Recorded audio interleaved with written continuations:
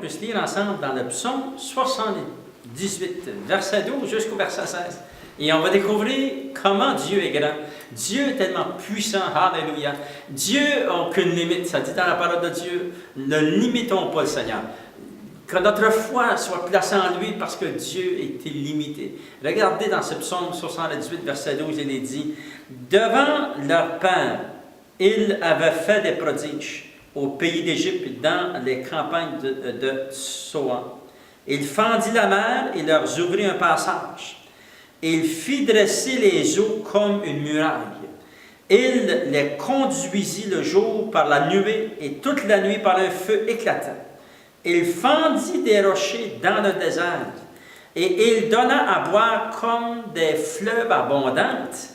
Du rocher, il fit jaillir des sources, alléluia, et couler des eaux comme des fleuves. » C'est merveilleux, gloire au Seigneur.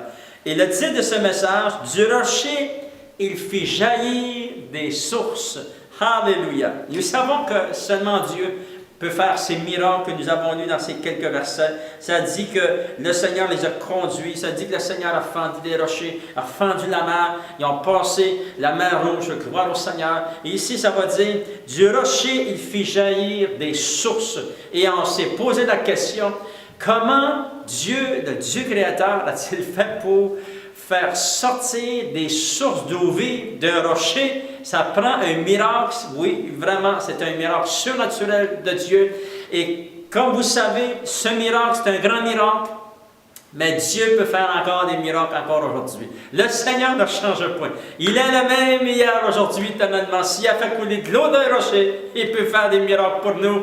Il peut venir à notre secours. Il peut nous remplir du Saint-Esprit de feu. Il peut nous amener la joie de notre salut. Il peut nous donner l'espérance du salut. Dieu, tout est possible dans le Seigneur. Ça dit, tout est possible à Dieu. Gloire au Seigneur. Et on se pose la question, quelles sont ces sources d'eau vive qui est sortie de ce rocher que Moïse a frappé, vous vous souvenez? C'est-à-dire que Moïse frappa le rocher et des fleuves d'eau vive ont coulé de ce rocher. Et on trouve la réponse dans Hébreux chapitre 10, parce que j'aimerais juste, excusez, c'est 1 Corinthiens chapitre 10, verset 4.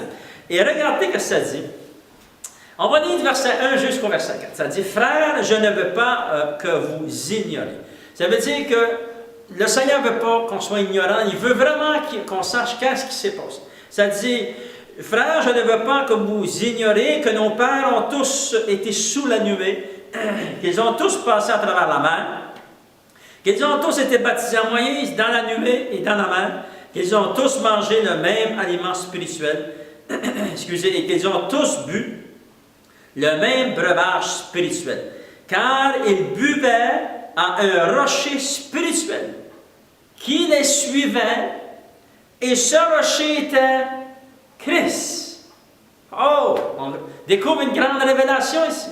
Dans le désert, le rocher que Moïse a frappé, ce rocher était Christ, il est dit dans la parole de Dieu. C'est pour ça que des fleuves d'eau ont sorti de ce rocher, parce que ce n'était pas un rocher ordinaire, c'était le rocher, c'était Christ. Et ça dit, et à un rocher spirituel qui les suivait. C'est quelque chose, c'est un autre miracle. Vous marchez dans le désert et le rocher vous suit, ça prend un miracle. Ce miracle, c'est Dieu qui l'a accompli, gloire au Seigneur. Et ça dit que ce rocher était Christ. Alléluia. Et nous savons que de Jésus-Christ est sorti des sources abondantes de vie, des sources abondantes de paroles de vie, il est dit dans la parole. Pierre a dit, toi seul, Jésus, a des paroles de vie. Alléluia. Tu as les paroles de la vie éternelle. De Jésus est sorti l'abondance de Dieu. De Jésus est sorti les fleuves d'eau de la vie. Alléluia. Vous vous souvenez, un jour, Jésus était en train d'enseigner la parole de Dieu. Et c'était la fête des tabernacles à son époque. Et ça dit dans Jean chapitre 7, verset 37, il est dit, « Le dernier jour, le grand jour de la fête, Jésus se tenant debout s'écria, « Si quelqu'un a soif, qu'il vienne à moi et qu'il boive. Celui qui croit en moi, des fleuves d'eau vive couleront de son sein, comme dit l'Écriture. Et il disait cela de l'Esprit qu'il devait recevoir ceux qui croiraient en lui, car le Saint-Esprit n'était pas encore donné, parce que Jésus n'avait pas encore été glorifié.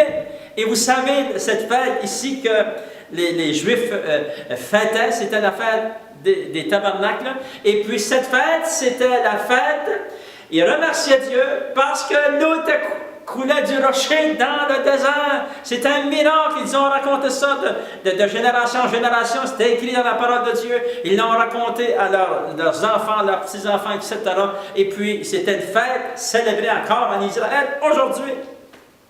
Et cette journée-là, la grande surprise qu'ils ont eue, c'est que le rocher qui était Christ dans le désert, il y a maintenant des milliers d'années, il était parmi, dans cette église, dans cet endroit, alléluia. Et le rocher s'est mis à parler, Jésus s'est levé, lui qui était le rocher dans le désert, s'est mis à parler, alléluia. Il a dit, si vous avez soif, des fleuves d'eau vive, si vous venez à lui, des fleuves d'eau vive vont couler à travers votre cœur, à travers votre être entier. Alléluia.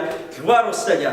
C'est un miracle que Jésus a déclaré ces paroles et encore aujourd'hui nous pouvons être rassasiés. Le Seigneur est encore le même et il ne change point et il parlait de l'Esprit que nous allons recevoir. Le Saint-Esprit est venu dans la chambre haute et la promesse du Seigneur a été accomplie. Alléluia. Le Saint-Esprit nous amène maintenant, aujourd'hui, à notre époque, nous amène la présence de Dieu. Et nous amène les fleuves d'eau de la vie spirituelle. Gloire au Seigneur. C'est merveilleux. La parole de Dieu est accomplie. C'est un fait accompli pour nous maintenant. Nous pouvons recevoir la présence de Dieu. Nous pouvons recevoir les réponses à nos prières. Nous pouvons recevoir des bénédictions que Dieu veut nous donner. Alléluia. Souvenez, il est dit dans les psaumes, le psaume 115, verset 12 jusqu'au verset 15, ça dit, Dieu nous promet, il te dit, je te bénirai.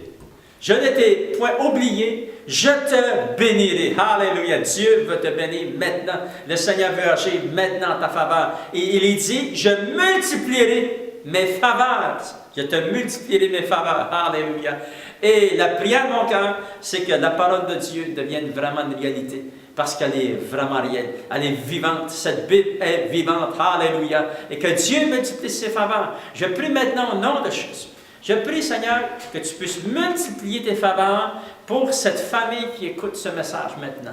Je prie, Seigneur, oh Dieu, que tu puisses ouvrir les portes pour celle ou celui qui cherche un emploi maintenant. Seigneur, tu ouvres des portes que personne ne peut fermer. Seigneur, je prie maintenant, enlève tout obstacle, Seigneur. Ouvre les portes pour du travail pour cette personne. Je prie aussi, Seigneur, oh Dieu, pour cette famille qui a besoin des bénédictions financières. Au nom de Jésus, interviens en leur faveur. Tu dépasses, Seigneur, oh Dieu, tous ceux, Seigneur, qui prient ces prières. Je prie maintenant aussi, Seigneur, qu'il y ait des fleuves d'eau de la vie, des fleuves d'eau de la vie, Seigneur, oh Dieu. Dans ces fleuves d'eau de la vie, il y a aussi la guérison. Je prie pour la guérison de cette personne qui entend ce message au nom de Jésus. Je te demande d'intervenir dans son corps, d'intervenir dans sa situation. Je te demande la guérison complète, Seigneur, au nom de Jésus. Seigneur, je te donne déjà l'honneur, la gloire et la puissance, parce que tes faveurs sont multipliées pour tes enfants. Au nom de Jésus, je t'ai prié. Amen. Gloire au Seigneur.